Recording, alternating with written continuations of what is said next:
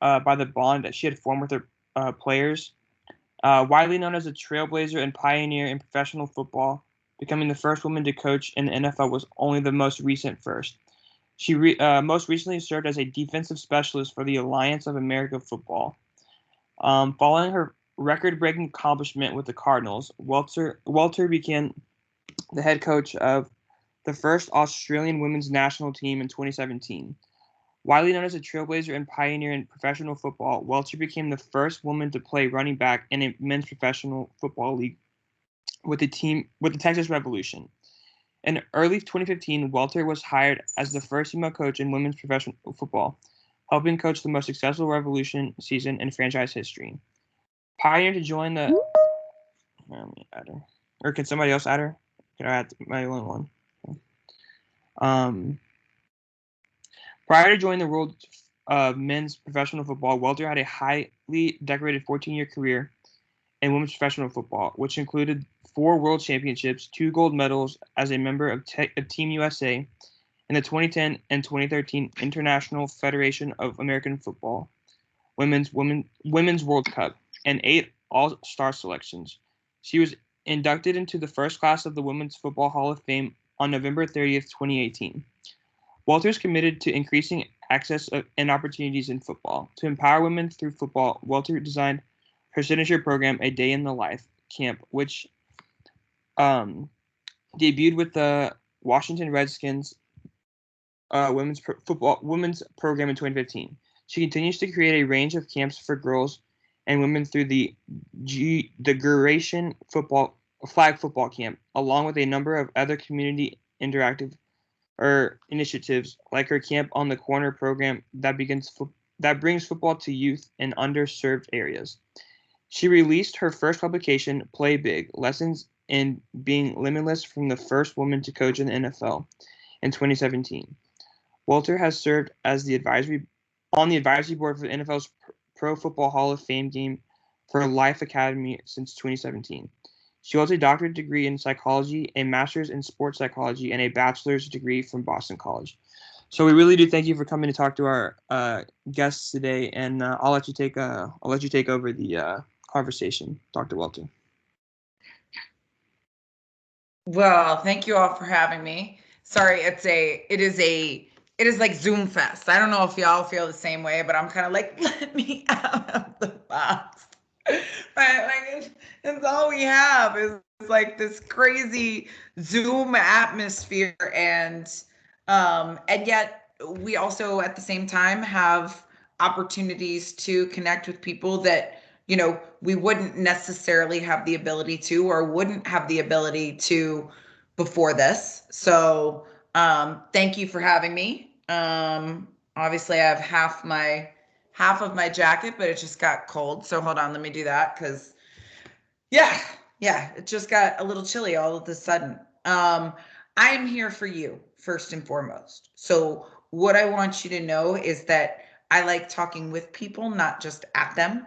I think that is part of being a coach. And my goal is that, yes, I will give you kind of a little bit of background on my story to set the stage for you, and let you know it, though it sounds really impressive in the highlight reels, and yes, with the accomplishments, these things are not easy. And that's just real. And a lot of the things that I've done in my life, I did not set out to do. And I think that's a lot of being first, right?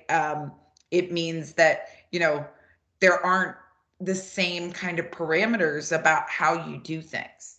Having a master's degree and a PhD, I'm really good at goal setting, right? It's like I've taken whole courses in goal setting. I've taught goal setting, start with the big goal, work backwards into these manageable, bite-sized, momentum building bits of confidence.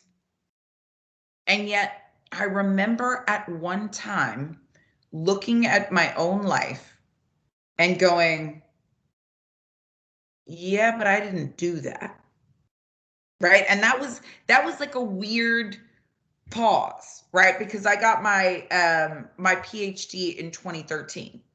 And so I actually got that before I got to the NFL. But most people thought that like I was like, I'm going to take down the NFL, right? I'm going to be that first female coach, and here's how I'm going to do it. Not the case at all. Never once imagined that coaching football was a possibility.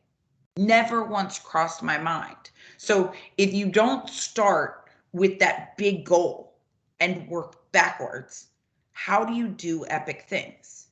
And for me, that's actually a much more approachable answer sometimes than the super huge goal that you work backwards from and you either succeed or you fail, right?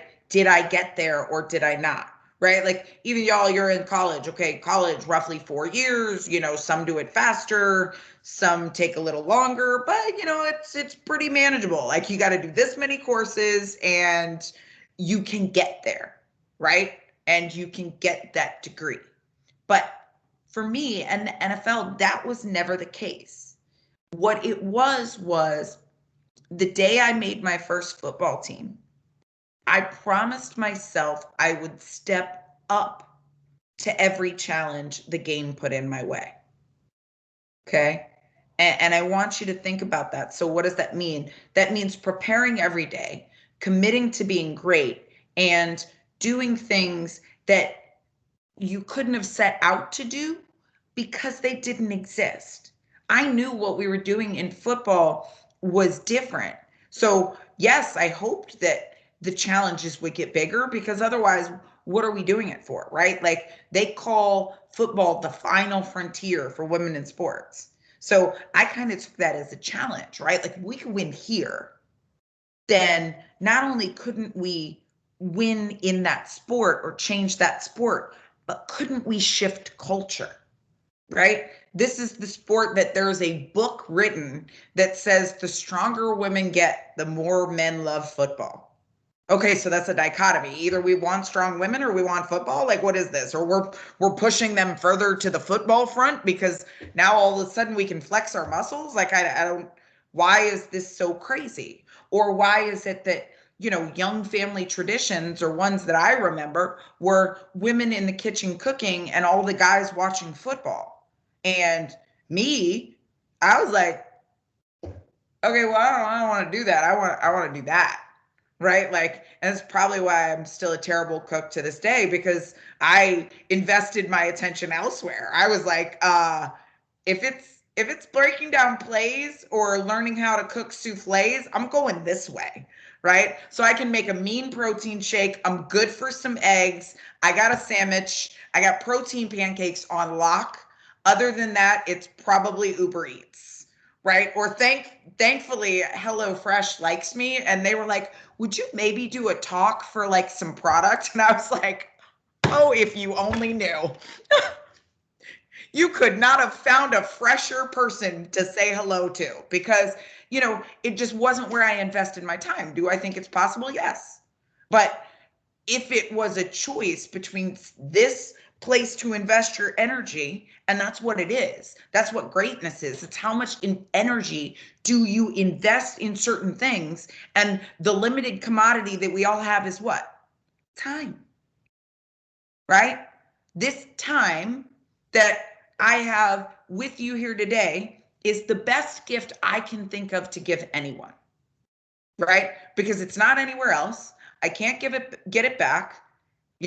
It's better than money in my opinion. I mean, shoot, I played for $1 a game, so my value proposition is crazy off, right? Don't let me do the valuation of your company.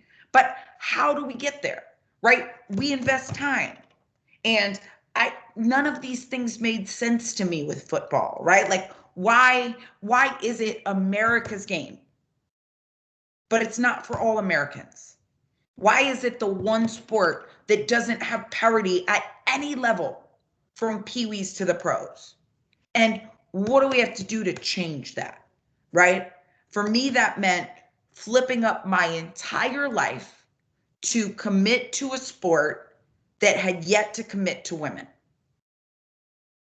It was making a team that did not have money to pay us. In fact, we were fundraising to play.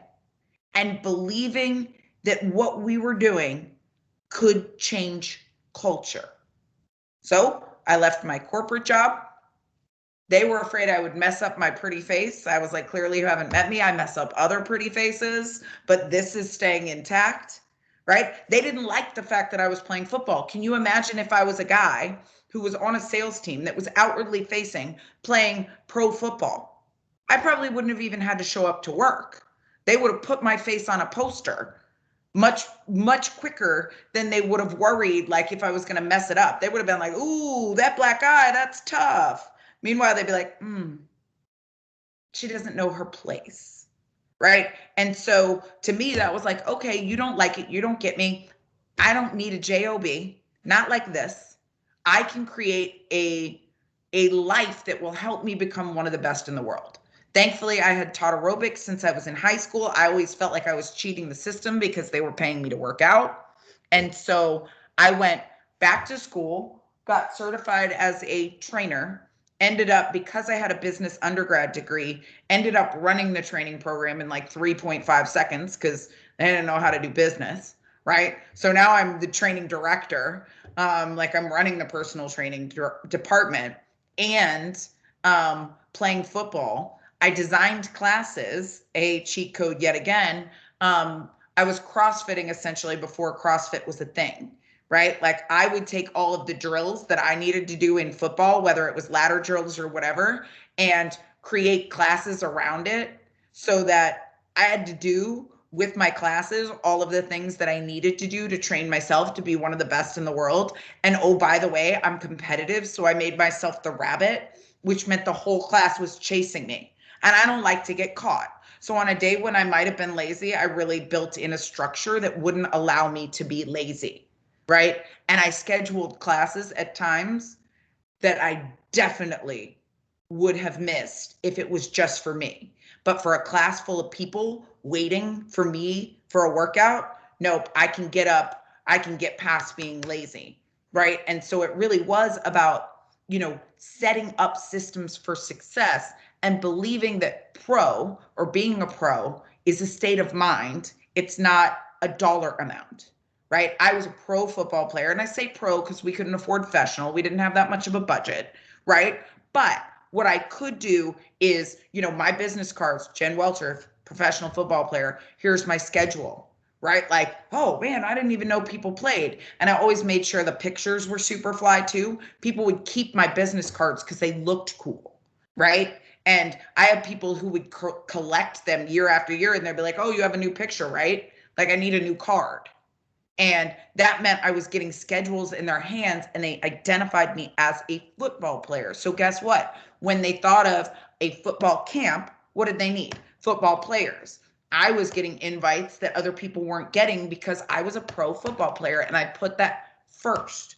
I was going in and talking to kids at schools because you know what? That's what I believed a pro football player should do. I was going to charity events, and I couldn't even afford to walk into those places or do those things. And yet I had people paying thousands of dollars to ride around in a golf cart with me, and I didn't even play golf. But that's what pros do. So I was a pro in every sense of the word. And I was not only one of the dominant players on the field, but I was the best known player in Dallas, if not one of two best known, right?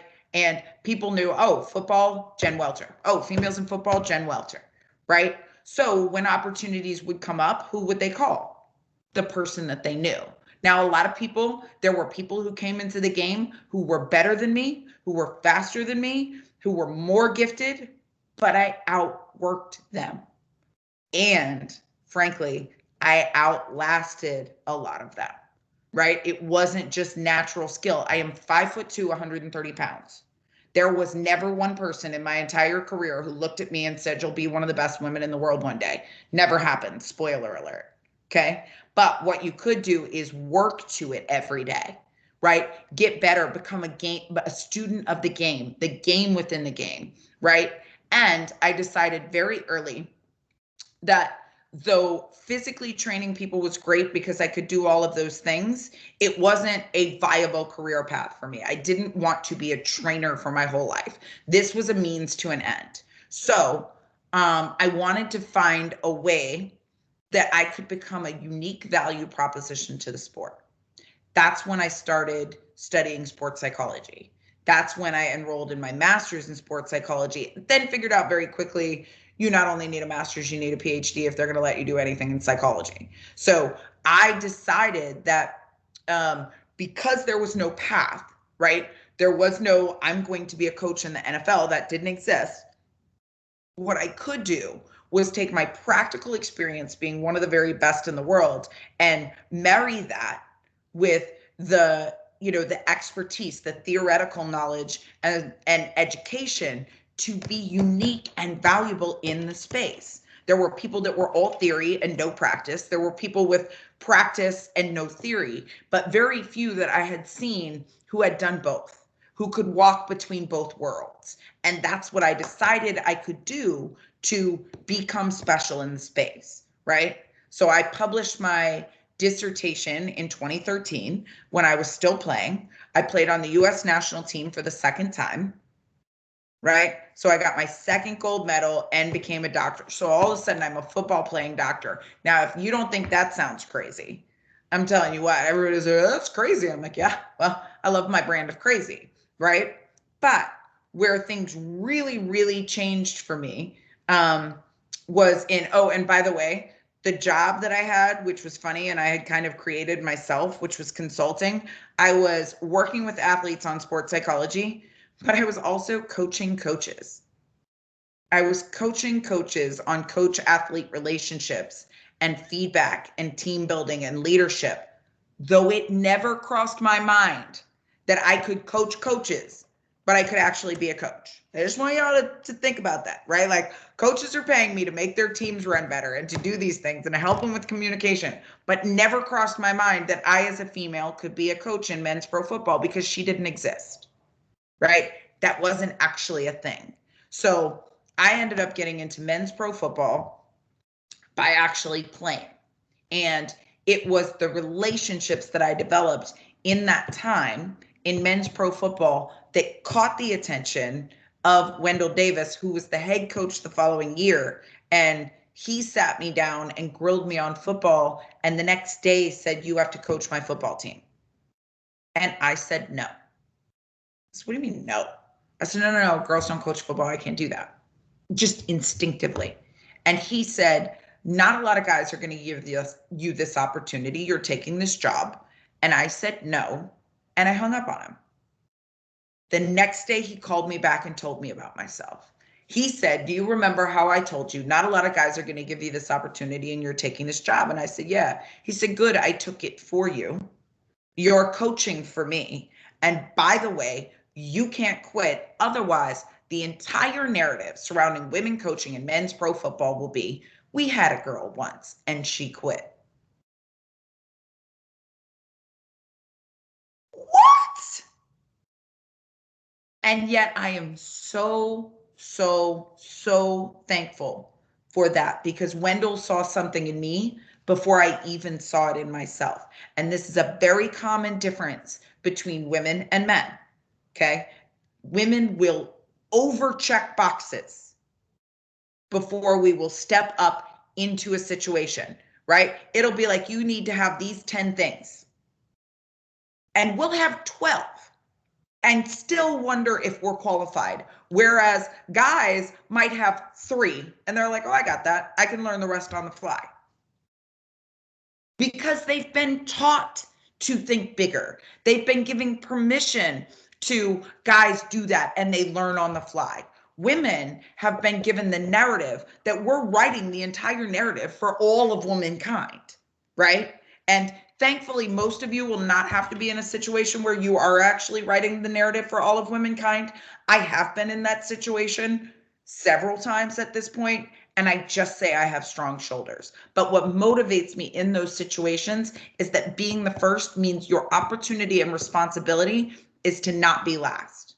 That means you go in, you do a great job, you give them no reason to close the door tighter than it was before. And oh, by the way, you help infuse culture, not just in me. It's not enough for just me. You push culture in ways that it will ensure that that the conversation becomes bigger and that you are opening minds, opening hearts, and opening doors. So I'm going to give you that as kind of the backdrop. And now I would like you to just feel free to ask any questions if you have them. Anybody have any questions? Come on. Look, you can't be shy now because you have this opportunity. You really don't want to later be like, I wish I had asked a question. Nope. It's right now. Dr. Welter, hey, this is Hey. Matt Robinson. Hey, I'm Matt. an assistant professor here at Schreiner, along with Dr. McAlexander, and one of the courses I teach is sports psychology. And so can you tell us a little bit, when you were training coaches to coach and those type of things? My background is in, I was a college football coach for 15 years before. What position, coach? I coached receivers, I coached quarterbacks, and was an offensive coordinator. Okay. After So 15 my years, job would have been to mess you up. Yeah, that's right. Exactly. Yeah, exactly. So after doing that for 15 years, I went back to Baylor and got my PhD in kinesiology and sport management. And one of the courses I teach is sports psychology.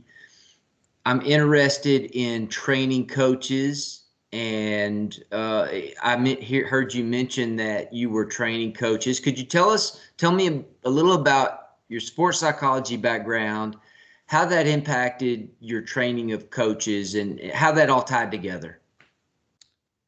It's interesting you said this, and you're like me, you have that mix of theory and practice, so this will make sense to you, and I love it.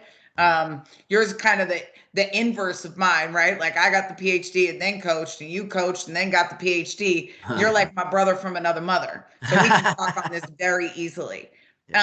It enters into everything that we do, but a lot of the leadership kind of books, and I remember, I think I read all of them, way back in the day.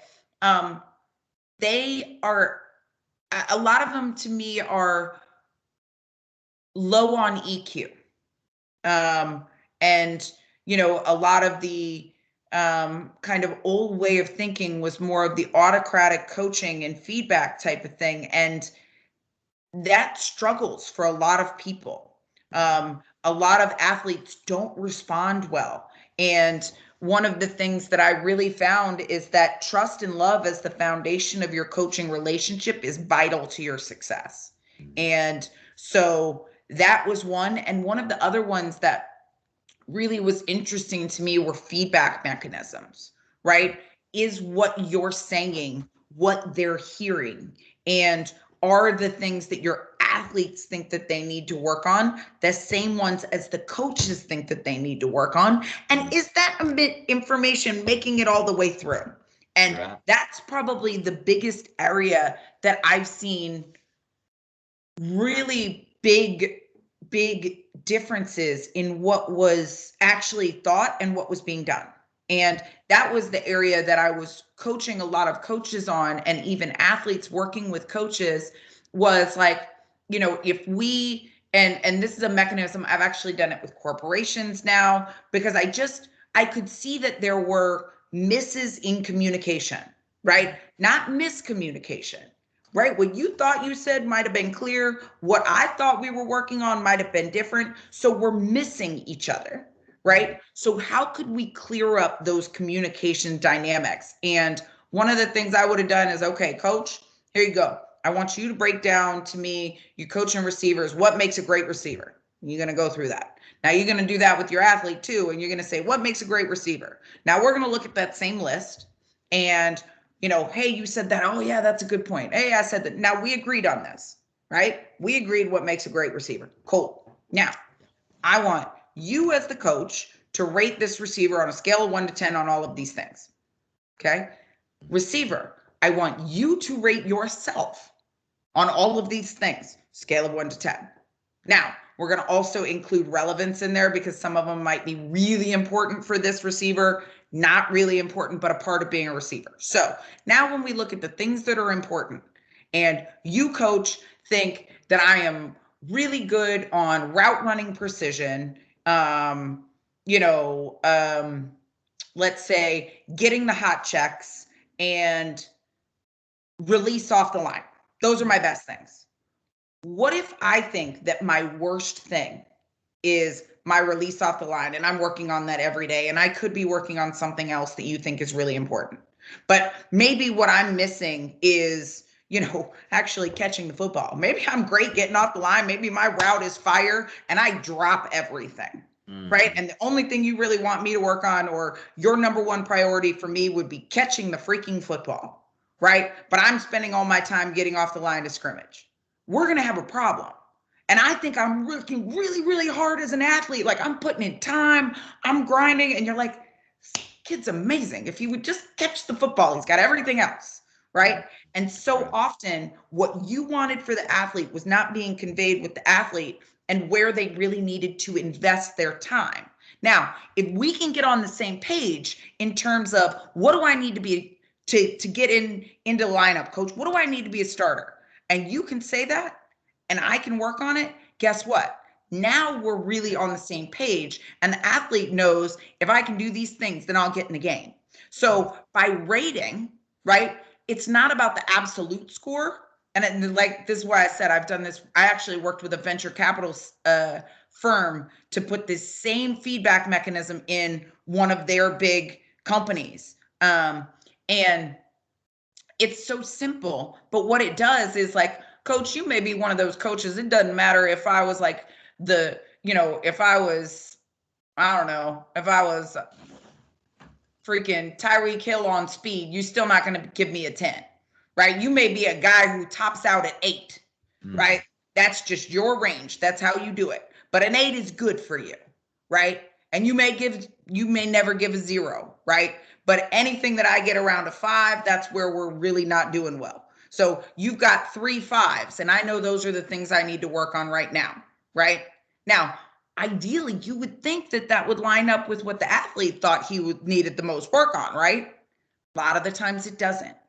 And so you have a kid working in one direction who's just getting frustrated because he doesn't know what you really need. And so if we get dialed in on that, yours on where we need the most work, those are those, and you can show them very quickly. And then as you go throughout the season, those things should change, right? Because it's not an absolute. We're not trying to get to a 10. We're talking about relative to you, right? And so there's always something we can get better on, and we can always refocus our attention. Now, with the athlete, you're going to get into confidence and his perception of self, or her perception of self, in where that alignment is, right? If they're really hard on themselves on something, then you as a coach know, maybe I have to build in confidence there, right? It may not be that this person is actually really bad there. Be like, hey, you're actually really one of our best at this. Really, coach? You think so? Absolutely. I love the way you get off the football. Now we need to focus our time on you catching the ball, right? I think your route running is really precise. And if we can stay on here, obviously we're always going to get better. But what I need to do is finish the route, or I need you to be able to read the linebackers better, right? Now, if we're in alignment, then guess what? I, as an athlete, know what I need to do to be successful. And you as a coach know that I know what I need to do to be successful. And you also know that that has been communicated through, but you know where I view myself, right? Which is something that most of us don't know. And yet again, it's not about absolutes. It's about where on that scale can we shift the perception. Defining reality of the situation and being able to come to grips with it. Yep. As a leader, follower, dyad. Yep. So, yeah, that's all good. That seems like a good system and a good study, to look at the differences between athlete perception and coach, perception. So, yeah, thanks for all that feedback. Thank you for that. That was probably my most magical discovery in consulting from the outside, is realizing that the athletes and the coaches were not in alignment in where they thought they were and where they thought they needed their work, right? I even saw it in the NFL, right? Like I'd be sitting in a meeting room and they'd be like, man, if this guy could just do this. And I'd be like, have you told him? Right? Like, and they'd be like, oh, well, he should know that. Yeah. Okay, well, let me shake up my magic 8-ball, right? Like, not cloudy. And I would literally tell the guys, okay, here's what you need to work on, right? Hey, you're brand new to the huddle. You need to command the huddle more. Really, coach? Like, yep. I am not the person who will make the decision whether or not you make this football team. But what I can do is tell you where you need improvement right now. And I can give you that information because it's not like I'm giving cheat codes to the enemy. I'm telling you what you need to do as an athlete to maximize your chance of success. And here is the perception versus the reality. And it's very empowering to feel like you know what you need to do, right? As opposed to you're just guessing, because those guesses are often really, really far off. Yeah. And when you have them tangibly measured like that, you go, I can't believe that guy thought that way. And the amount of times I'd have coaches be like, that kid has no idea how I feel. Yeah, well. I bet that is eye-opening. Yeah. Mm-hmm. Dr. Welter, I wanted to first thank you. I've followed your career for years. We've been connected on LinkedIn. I'm Kristen McAlexander. Yes. Chair. So thank you so much. You are always quick to respond on LinkedIn. I've always appreciated that. I am either really quick or I don't see it. Well, You've been very quick with mine. So we be really responsive, but sometimes things get buried and they're like, why didn't you respond? I'm like, why didn't you just say top of the pile? Right? Like, why don't you help me out and just like assume that I'm not trying to be a jerk, but that I am kind of busy. Yeah.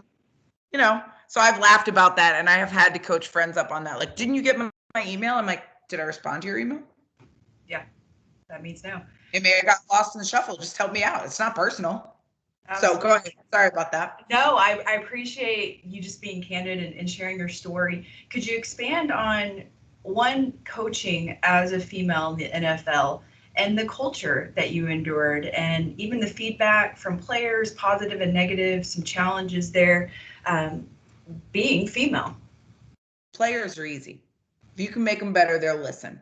Yep. Guys have been and still are my best allies.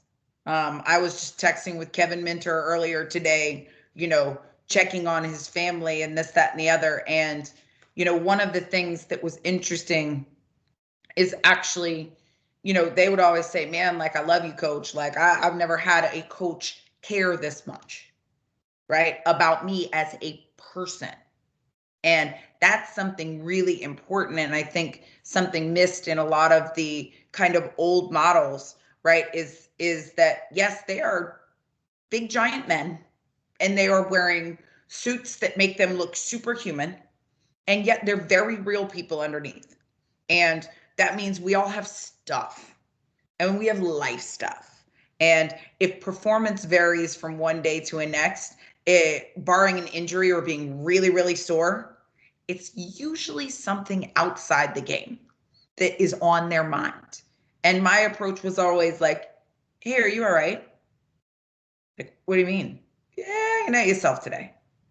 Oh man, coach, how'd you know? Like, it's like you have the cheat codes. They'd be like, you're totally in my head. Well, I just paid attention, right? I paid attention because I know what you're capable of. And if you're not doing that today, it means your mind is likely elsewhere. So for me to get you back to the field so that we can work on these things, I got to help you get through whatever that is, right? And we had really good relationships on that. I would also tell the guys, one of the things I got really good feedback on was that I didn't say stuff all the time. I'm not that person. Like, I do a lot of listening, right? Because first of all, how can I coach you if I don't know you? And that means I don't know the situation or know you as a person, right? Like, how can I get you somewhere if I don't know where you're trying to get and where you're starting from, right? So I would watch a lot. And then as I saw something, I'd be like, hey, next time try this, right? And I mean that very one-on-one, very lean in, as opposed to, screaming it out or calling somebody out in a situation, because what does that do? And it may be like, oh, I already got this, right? It kind of becomes combative, and there's enough people yelling, right? So for me, part of the way I earned credibility is making the things that that I said add value, right? And making sure that they wanted more information, right? The guys would be like, hey man, coach, that worked. What else you got? Right? Like, and so they were actually, pushing for more at times than I was just trying to, to say something all the time to justify. And I didn't even think about it really, but that was something that Kev actually said to somebody else about me. He said, because the guy asked him, what were you nervous about having a female coach? And he said, well, I don't know if it was that I was nervous about having a female as much as I've always, kind of had a problem, maybe a new coach, because the new coach is talking. And it's like they're nervous talking. And he said, she never did that, right? It was like, she was so easy. You could tell she'd been here before.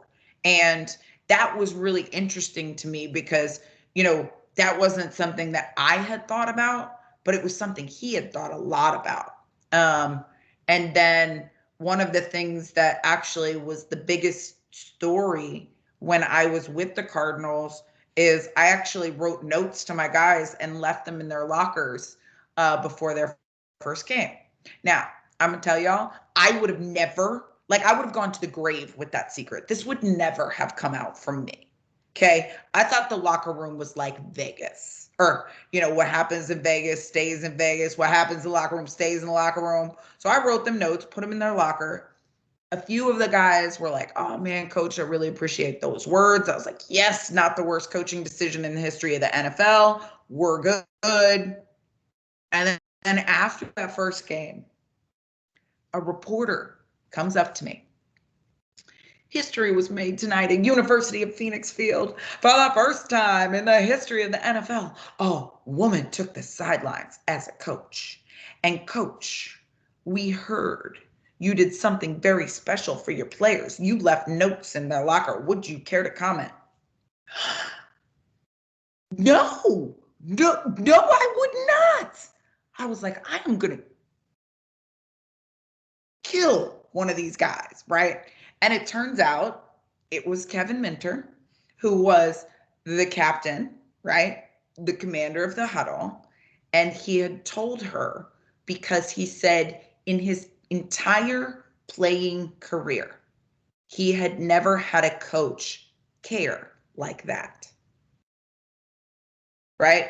In the roughest, toughest game, in the place that everybody's whole narrative was, would guys in the National Football League take coaching from a woman? Bum, bum, bum. The thing that they gravitated to and loved so much was that I wrote them notes and, that I built into the relationship, the one-on-one moments, the times that I took out to, say, hey, are you doing all right? Hey, what's up right now? Like, you don't look good, right? Like what's going on?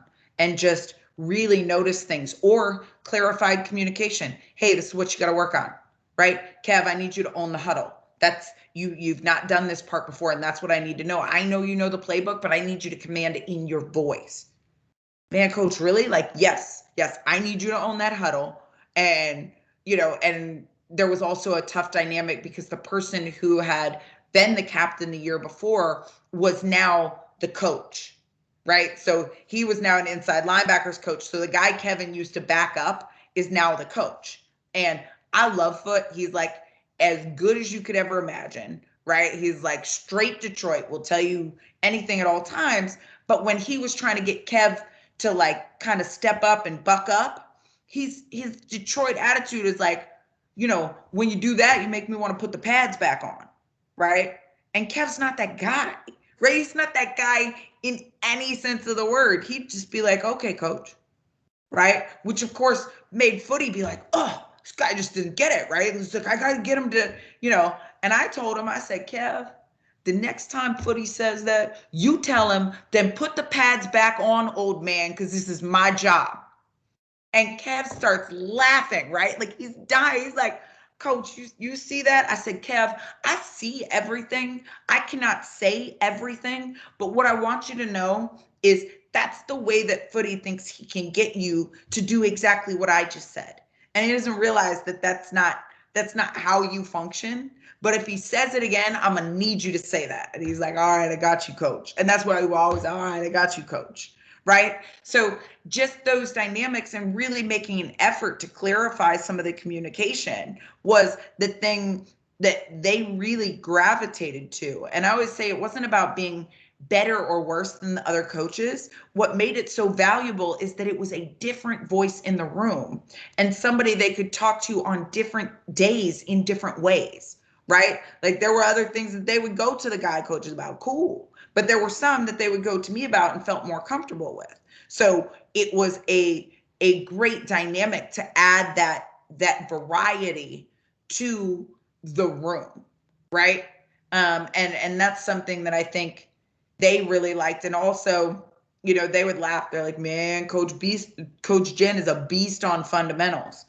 Well, yeah, I'm 5'2". I couldn't ever cheat anything and still, not get knocked out of the block. So my focus was like on a lot of those things because that's what we had in my career. We didn't have a playbook that was this big. We had to be really good in each situation, right? Like we had to be really fundamentally sound and able to react and make plays more than in a playbook that puts you in that situation much more likely. So they would laugh and they'd be like, man, she brings me, like, she won't let anything slide.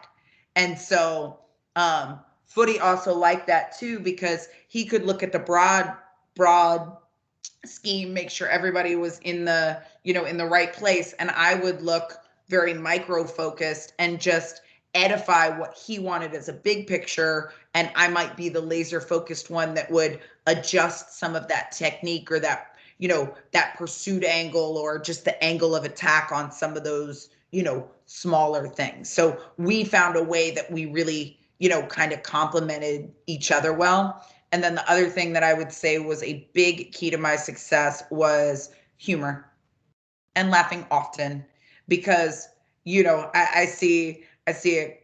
I can't see your name, but you are nodding with the hair right here. I can't see your name on there. But yes, I can't see your name, but you're nodding, right? And you're going to laugh at this. But I always say, guys mess with each other, right? They joke with each other. That is the communication. That is how we work. And so for women or girls in that situation, it's like when, they used to be on the playground. If you liked a girl, you kind of mess with her, like you pulled her ponytail. They still do that. Okay. And a lot of the times girls will think that they're being hard on them or they're messing with them or they're picking on them. And I'm like, no, they actually think you might be cool and they're trying to decide for sure. So when they do that, just joke back with them and they'll be like, oh my gosh, I found my new best friend.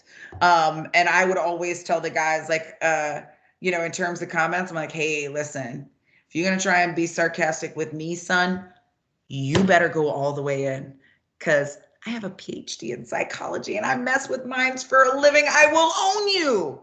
And, they'd be like, oh, Coach, you're so right. He's so right. Like, and so we really did joke and laughed often, because there were things that were going to happen that were, unexpected, or they weren't used to having a female in that situation. And I just find that being able to laugh about it and have humor and, and kind of set the stage that, like, we're gonna be fine, we can figure it out, like, really put people at ease. Because there were moments, right? Like I remember Marcus Golden saying something like, what did he say? He's like, I was coaching him up on something and he was like, yes, ma'am.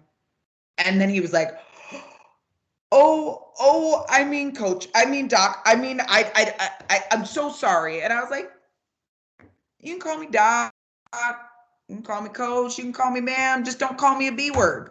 And he was like, Coach, I would never. And I'm like, I know, that's why it's funny. I'm never going to get mad at you for good home training. I'm from the South too. And he was like, oh, thank goodness. But the fact that I could just kind of throw it back to him and laugh about it didn't mean that, you know, I always said, like, I would let him know if something was off, but I wasn't going to get thrown off by it because it wasn't like the intent was bad.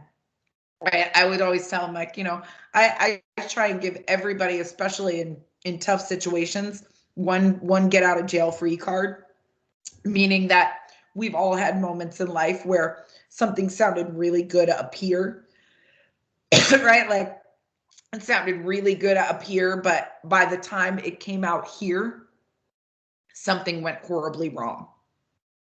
And so if we can assume that there was an intent there, then you can say something along the lines of, you do realize you said that out loud, right? Oh no, I mean, that's not what I know.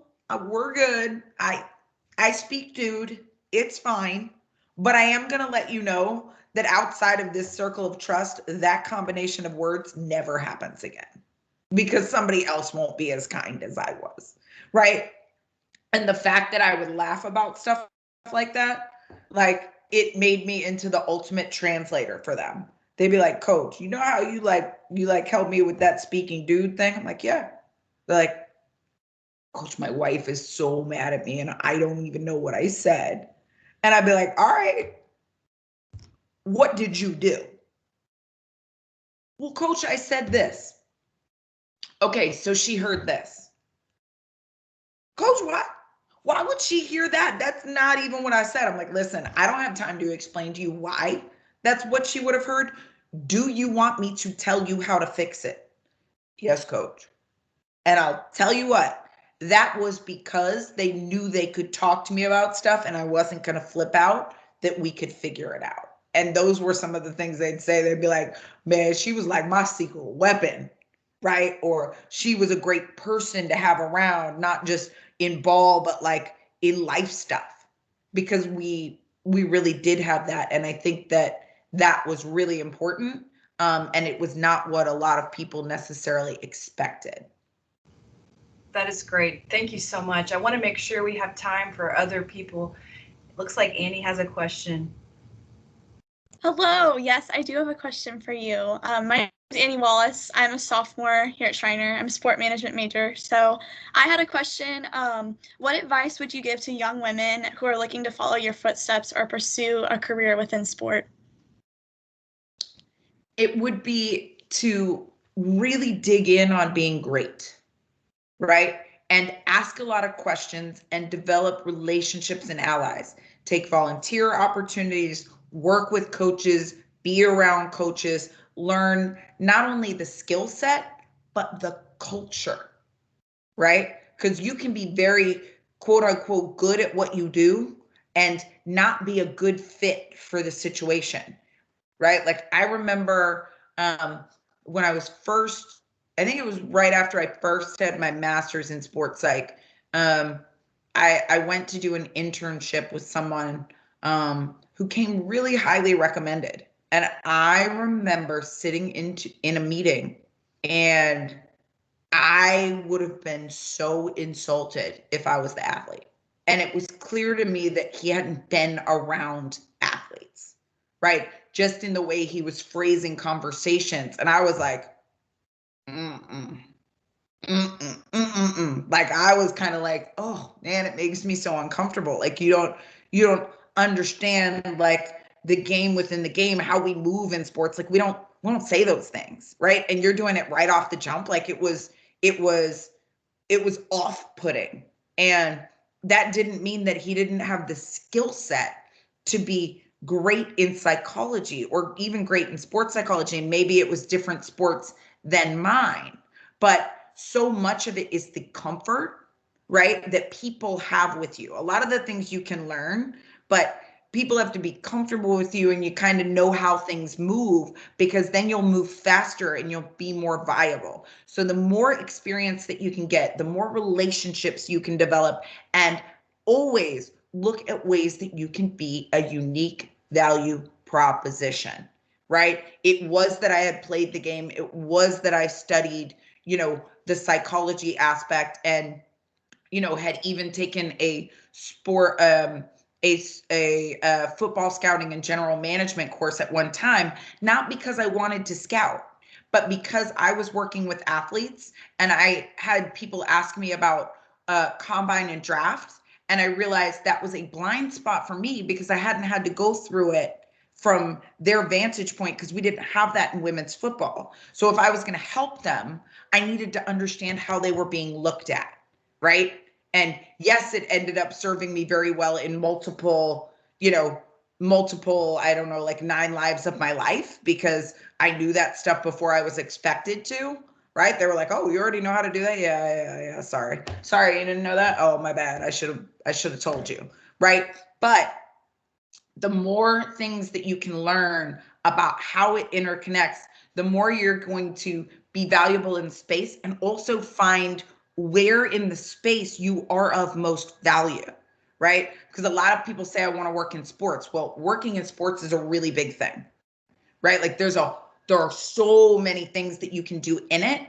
And then also realize that it may not be direct to sports. Sometimes there are agency opportunities that you could get into where it might be working with a company that works with a sports team, and then you later go to a sports team. So don't think it's linear or nothing, because I'm anything but linear. Thank you. You're welcome. I have a question. My name's Dylan Costantino. I'm a senior. Hi, Dylan. I have seen you nodding your head a few times. So, I guess my question to you is, obviously being the first woman to coach the NFL is a really big deal. And you obviously had great success with it, but I know that with that success also probably came a lot of pressure, maybe that you had maybe felt, because it was like the first time this had ever happened in history. And so I was just kind of curious what ways that, if you did feel these pressures, how you kind of dealt with them and stuff like that. I guess my question for you. Yes, give me 1 second. Let me just shoot this. No worries.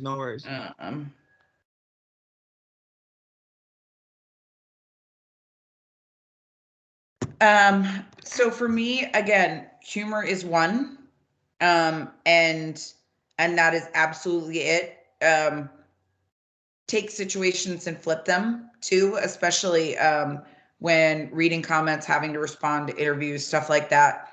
Don't ever read the comments if you can avoid it, because when you're in the spotlight, like, some days you'd be on top of the world standing on the table, other days you would try and hide underneath it, and you can't let your performance be so contingent on how other people view you. So that's a lot of it. And then for me, it's really seeing the bigger picture, and finding places and spaces where you feel good regardless. And that's kids for me, right? Like the political pressure or the evaluation from, the outside world can be weighty and painful. And, there were times when I was like, oh, I don't even think I like football anymore dealing with this, right? And the place that I always found and refreshed myself was like being out on the football field with a little kid, teaching a girl to catch a pass for the first time, right? Seeing the joy that she would have, or sharing my story and being able to uplift someone else to tackle the world. And so, I do remind myself, like, it's funny, I tweeted something like 2 days ago, and I was dealing with a really tough situation that I didn't want to speak up in, and I knew I had to. And I tweeted, somebody needs your bravery right now. Somebody needs your strength right now. Somebody needs your voice right now. Be brave, be strong, be vocal, not for you, but for that somebody.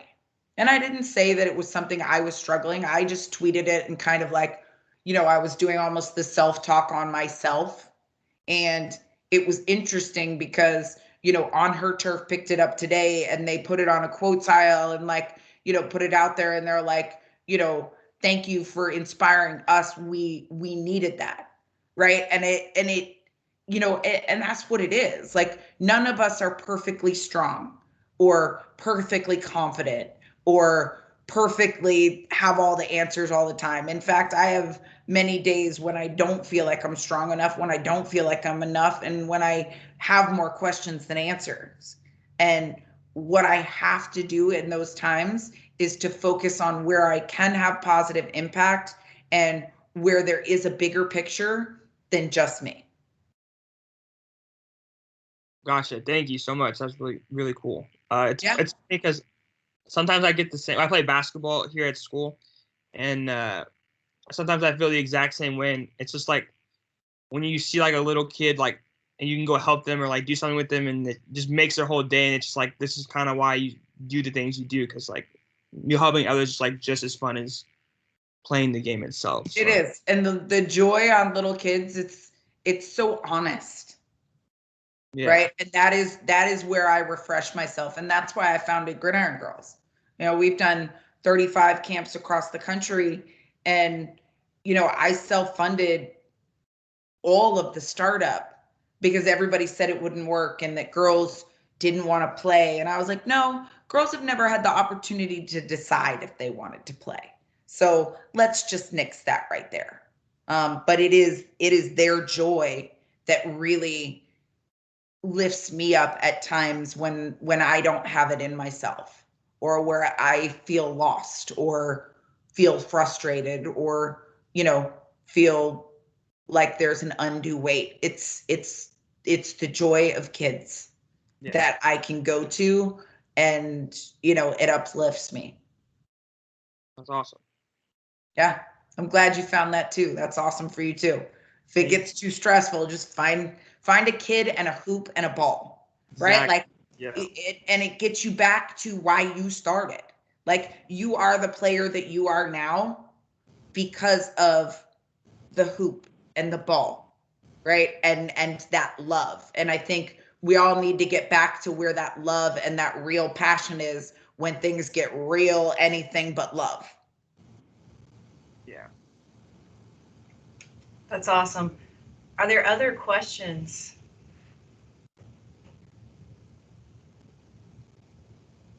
No other questions. I don't see any in the chat box. Last call for questions. Any other students on? Feel free, if you're not comfortable asking, to type those in the chat box. Actually, I do have one question. My name is Barry Shaw. I'm a professor of exercise science sport management.